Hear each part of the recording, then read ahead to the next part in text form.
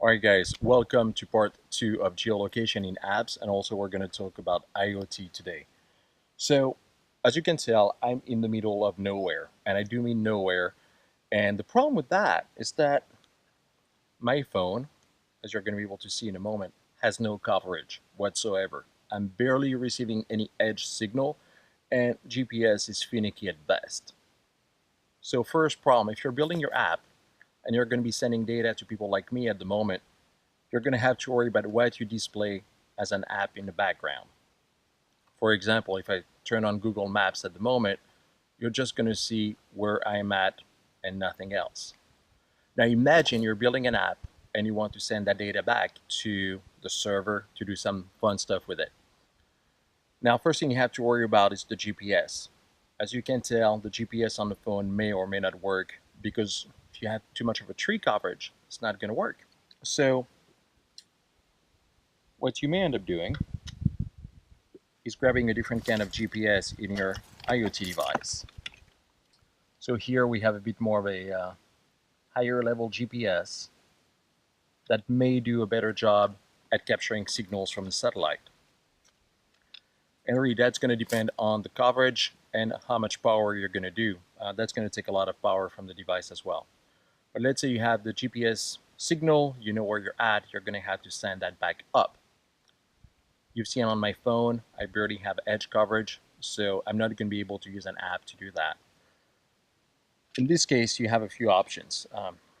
I do believe that sometimes hybrid kind of apps where you store some data on the chip can make a difference. You can store the data here, and then as you get back to base camp, you can transfer that data.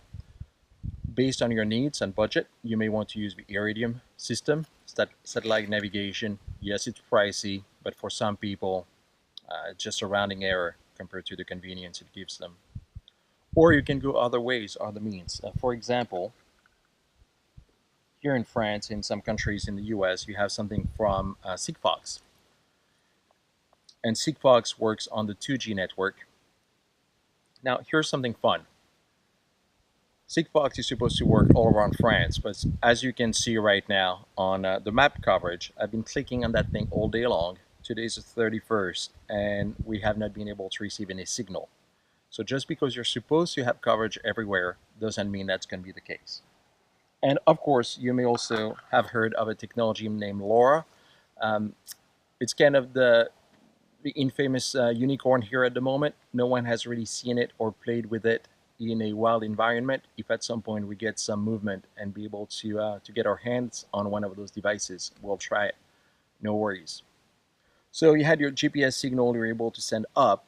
You may want to send back in. So for example, if someone was using this technology to as an alert or tracking beacon, you may want to let them know that you received a signal and they're going to be fine and safe. And that's where you're going to have to think a bit more through your app or your IoT device as to how you're going to be handling this. Again, phone, I would not trust it. Sigfox, you're able to send back a little bit of information or data point, maybe enough to change color on your device and let the person know help is on the way. Or you're going to have to be creative. You're going to have to build other ways into your software that then goes into your hardware to carry the information back and forth.